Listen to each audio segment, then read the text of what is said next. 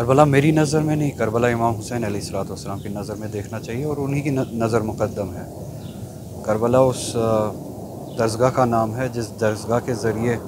امام حسین علیہ السلام نے سیرت محمد مصطفیٰ صلی اللہ علیہ وآلہ وسلم کو پھر سے احیا اور زندہ کرنے کے لیے اپنی قربانی پیش کی۔ امام حسین علیہ السلام جیسے کہ فرماتے ہیں کہ ان کی نظر میں، اور جیسے کہ واقعات آپ کے سامنے ہیں، سیرت محمد مصطفیٰ صلی اللہ علیہ وآلہ وسلم کو بلایا گیا تھا، اور مسلمانوں نے اپنے دینی معاملات میں، اپنی سیاسی معاملات میں حضور صلی اللہ علیہ وسلم کی سیرت سے دوری اختیار کی تھی، اور اس کا نتیجہ یہ تھا کہ حق اور باطل میں کوئی تمیز نہیں تھی۔ باطل کی جگہ پہ حق کی جگہ پہ باطل کو بٹھایا گیا تھا، اور حق کو جس حد تک جس سطح کا بھی حق ہو، جس حد تک پامال کیا جا سکتا تھا کیا گیا، چاہے وہ دین کے معاملات سے جڑے ہوئے حقوق ہو، انسانی حقوق ہو، سیاسی حقوق ہو، اخلاقی حقوق ہو۔ تو امام حسین علیہ السلام کی ہی نظر میں محرم یا کربلا اس درسگاہ کا نام ہے، اس تحریک کا نام ہے جو احیاء سیرت محمد مصطفیٰ صلی اللہ علیہ وسلم کے لیے۔ تو ہمارے اہداف اور ہمارے اغراض و مقاصد جو اس محرم سے ہے، یا سانحہ کربلا سے جو ہے، جو درسگاہ کربلا سے ہے، وہ وہی ہونے چاہیے جو امام حسین علیہ السلام نے، جس کے لیے انہوں نے عظیم قربانی پیش کی، نہ صرف اپنی بلکہ اپنے اہل و عیال کی قربانی پیش کی، اپنے جید ساتھیوں کی قربانی پیش کی، جن کی نظیر آپ کو کہیں پہ نہیں ملے گی، جس طرح کی قربانی امام حسین علیہ السلام نے پیش کی۔ تو اگر ہم معتقد ہیں، اگر ہم اس قربانی کو لے کے یہ دعویٰ کرتے ہیں کہ ہم اعتقاد سے اس سے وابستہ ہے، تو ہماری ذمہ داری ہے کہ اس قربانی کا ذکر انہی اہداف کے لیے ہو جس کے لیے امام حسین علیہ السلام نے وہ قربانی دی۔ عزاداری ایک ذریعہ ہے پیغام امام حسین علیہ السلام پہنچانے کے لیے۔ عزاداری بذات خود روح نہیں ہے، عزاداری کے لیے عزاداری کا ہدف عزاداری کا روح ہے۔ اگر اہداف امام حسین علیہ السلام نہ ہو تو یہ عزاداری کسی کام کی نہیں ہے۔ اگر اہداف عزاداری مقصد امام حسین علیہ السلام ہو تو یہ عزاداری باروح ہوگی۔ جیسا کہ میں نے عرض کیا اور آپ نے بھی کہا، سیرت محمد مصطفیٰ صلی اللہ علیہ وسلم کی احیا کے لیے، جس کے لیے بہت بڑا وسیلہ ہے امر بالمعروف نہی عن المنکر، امام حسین علیہ السلام نے یہ تحریک برپا کی اور یہ قربانی پیش کی۔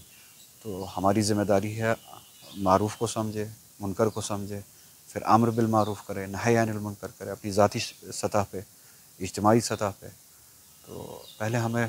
سیرت محمد مصطفیٰ صلی اللہ علیہ وسلم کو سمجھنے کی ضرورت ہے، اصول حضور صلی اللہ علیہ وسلم کو سمجھنے کی ضرورت ہے، پھر ان اصولوں کے احیا کے لیے جو کہ مقصد امام حسین علیہ السلام ہے، عزاداری کو برپا کرنا چاہیے۔ عزاداری مقصد نہیں ہے، عزاداری وسیلہ ہے۔ عزاداری میں روح چاہیے، عزاداری روح نہیں ہے، عزاداری میں روح چاہیے۔ عزاداری کا روح مقصد امام حسین علیہ السلام۔ علماء کی بہت بڑی ذمہ داری بنتی ہے، نہ صرف علماء کی، ہر ایک مومن کی، ہر ایک مسلمان کی ذمہ داری بنتی ہے، جو عزادار ہو، جو صاحب صلاۃ ہو، روزہ، حج، ان سب اعمال میں کوشش کرتا ہو کہ عمل پیرا رہے، اس ہر ایک مومن کی ذمہ داری بنتی ہے، اگر منشیات میں مبتلا کوئی نوجوان ان کے آس پاس ہے، اس کی مدد کریں تاکہ اس بیماری سے، اس مرض سے وہ باہر نکلے۔ اسی طرح سے علماء کی سب سے بڑی ذمہ داری بنتی ہے، کیونکہ جب مجالس ہوتی ہے، یہ مجالس صرف اس لیے ہے کہ امر بالمعروف ہو، نہی عن المنکر ہو، جیسے آپ نے کہا، اور امر کو سمجھنے کی ضرورت ہے، منکر کو سمجھنے کے لیے ضرورت ہے۔ اگر ابھی تک معاشرے کو یہ سمجھ میں نہ آیا ہو کہ منشیات کا استعمال منکرات ہے اور اس کی نہی کرنے کی ضرورت ہے، تو عزاداری میں جانے سے مطمئن ہونے کی کوئی گنجائش ہی نہیں ہے۔ تو علماء ہو، ذاکرین ہو، عزادار ہو، مسلمان مومن ہو، ہر کسی کی ذمہ داری بنتی ہے۔ اور یہاں پہ میں یہ کہنا ضروری سمجھوں گا، منشیات میں مبتلا ہمارے جو بھی نوجوان ہیں،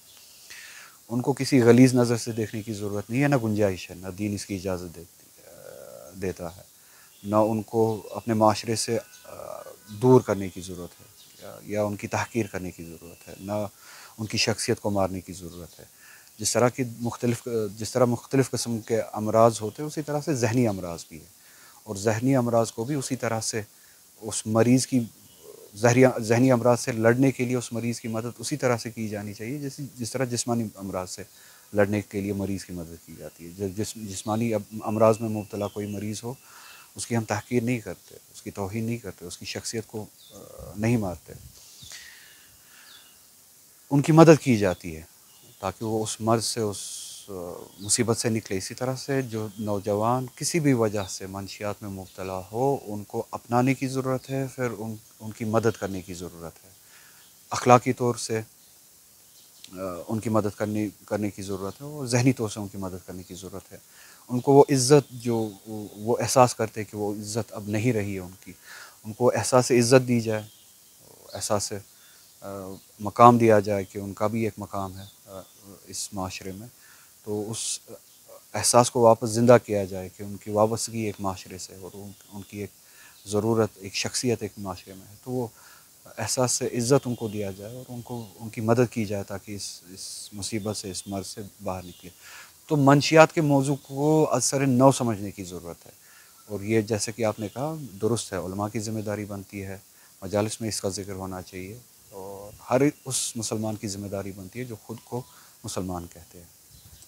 آپ سے یہ بھی جاننے کی کوشش کریں گے چونکہ آپ ایک سوشل پولیٹیکل لیڈر ہیں, کیا سمجھتے ہیں آپ منشیات نے چاروں طرف سے ہماری وادی کو گھیرا ہے, اب اس میں اضافہ دیکھنے کو مل رہا ہے, تو کیا سمجھتے ہیں کون سے وجوہات پچھلے کچھ سالوں سے آپ دیکھ رہے ہیں کہ یہاں پہ اضافہ ہوا ہے. وجوہات بہت سارے ہیں, کسی ایک وجہ کی نشاندہی نہیں کی جا سکتی ہے. کشمیر میں حالات بھی اگر آپ دیکھیں پچھلے 3 دہائیوں سے تقریباً 4 دہائیوں سے اب اس طرح کے ہے کہ ذہنی امراض میں مبتلا ہونا کوئی بڑی بات نہیں ہے. دوسرا آپ نے دیکھا ہوگا پچھلے 3-4 سالوں سے یہاں پہ اس طرح کے منشیات کے استعمال یا ان کے ہونے کا یہاں پہ یہ زیادہ مثالیں دیکھی گئی. تو اگر جو بھی یہاں پہ انتظامیہ ہے اگر ان تک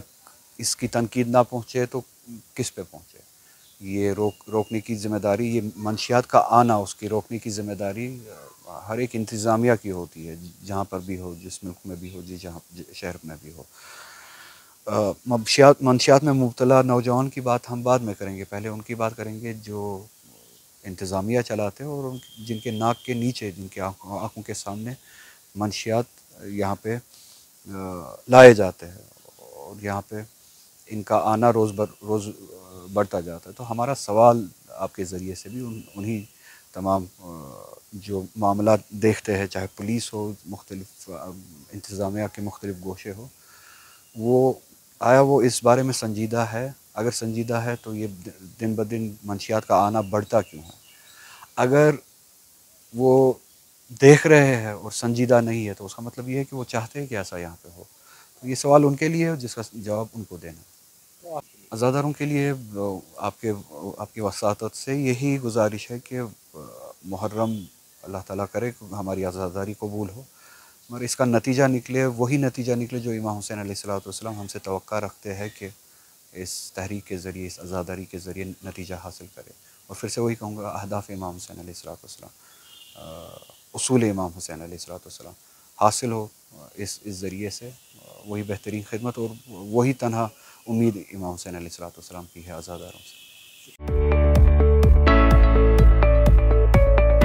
اچھا مستقبل بنانا سب کا سپنا ہوتا ہے, اسی لیے بہتر شکشا اور بہتر مستقبل کے لیے چنیے Desh Bhagat university centre of excellence Srinagar, جہاں آپ کو B S C medical lab, B S C operation theatre, B S C anaesthesia, B S C radiology, B S C physiotherapy, B B A, B C A, B A, M C A, M S C O T T, M S C R I T, M S C M L T, M P T جیسے professional courses scholarship کے ساتھ کرنے کی opportunity مل رہی ہے. Registration کرنے کی لاسٹ ڈیٹ 31 اگست 2023 ہے. آج ہی اپلائی کرنے کے لیے www.dbucoe.com پر رجسٹریشن کریں. Desh Bhagat university centre of excellence Lawaypora Srinagar. Contact us on 9419234559 اور 9682666329.